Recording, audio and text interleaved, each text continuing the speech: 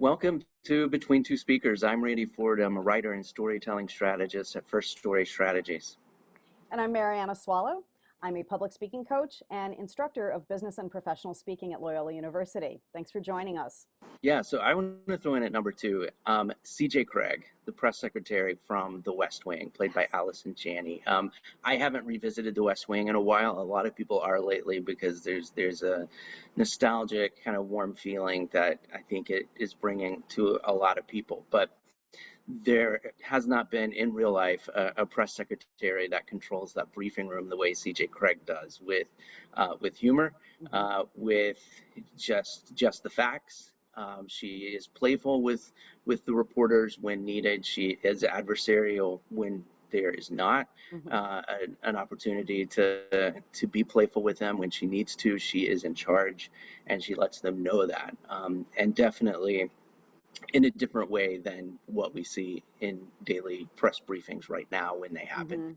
So that, which I think is one of the reasons that people are nostalgic for it right now. Yeah. So I would say if I had to learn a do and a don't from her, I would say do take the opportunities when you are getting negative things from people, which sometimes is going to happen. Maybe people are questioning you directly, or you can tell that they're not sold on something you're saying, and maybe you're not even sold on what it is that you're having to deliver as a message. But keeping cool and keeping in control of that. The don't, I would say, don't let your passion become sanctimony. And again, that is something that is a TV thing, and it's certainly an Aaron Sorkin TV thing. That's something that she brings to it. But sometimes when any of the characters on that show, when they have a big speech moment, I don't think that is something that translates in real life. Absolutely. I wish all press secretaries could be like a second coming of CJ. But Yeah. to your point, I like that she is authentic and she does share what she's passionate about without being preachy. In fact, she's almost so matter of fact that her delivery in itself is a mic drop. Yeah. Yeah, absolutely. I Yeah. agree. Okay, let's share with our listeners, our viewers, listeners, our number one, and someone that Randy and I love very much and came in resoundingly as our number one is Parks and Recreation's Leslie Knope. Randy, you want to tell us why you love Leslie as a speaker? I love those town hall moments, and so does she. They're the favorite part of her job, even though, and we see it early on in the series, where these town halls where people just have unruly comments, wild expectations of what the Parks and Recreation Department should be doing, and I love how she handles those, how she takes all of it in stride. She tries to please as many people as possible, and in a way she even kind of controls that.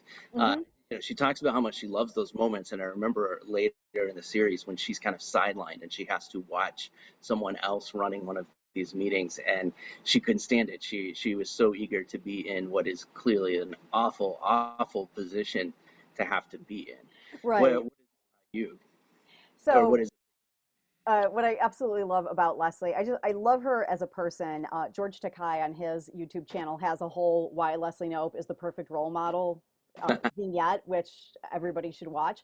But I love to see her not only in those town halls, but when she has these like shining moments, like when she was sick, but she had to make a speech to all the business owners to support the Harvest Fest. oh yeah. And yeah, and that I think that one resonates with me because I'm the person who, even if I'm not feeling 100%, I will bring it. And that's what she does in that episode, and that's what wins over the business owners.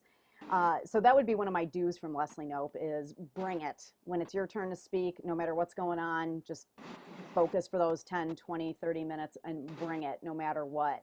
Yeah. Yeah, the other example I love is I think it was in season 5 when she had to give a sex ed talk to the seniors of the community because there was an STD going around. And someone tried to tell her that no, she couldn't do that and it was shameful. And technically, I guess there was a law on the books, but back to the authentic self, she saw a problem that she wanted to help solve. And she just plowed ahead and said, you know what? I don't care about your arcane rules. I'm going to give some education here. And she did. And she was straightforward and funny. And of course, the reactions from the seniors and people like Andy and her coworkers were very funny. But Leslie just, she brings it and she owns her role. And especially when she sees it as an opportunity to solve a problem, she does it. Yeah. Is there, I'll say my do that I have learned from her, because of course, also don't forget her most, the amazing speech that she really, it wasn't even about the speech, which is that moment of her campaign launch in the middle of the ice rink when they can't quite get there and Get on Your Feet keeps playing. It's just a classic moment. But Right. a do from her is take those, and this applies, I think, if we go back to CJ too. Hmm. uh, Take those moments when you're getting negative things as opportunities to take control of the room. So if somebody is saying something to you, they're giving you an opportunity, and maybe it's they're saying something that's on other people's mind, and you may not want people to leave that room thinking that. So it may be a blessing that someone is bringing this up, and every one of those questions is an opportunity to control your answer and try to get control back of your audience. That's a great point. I love it.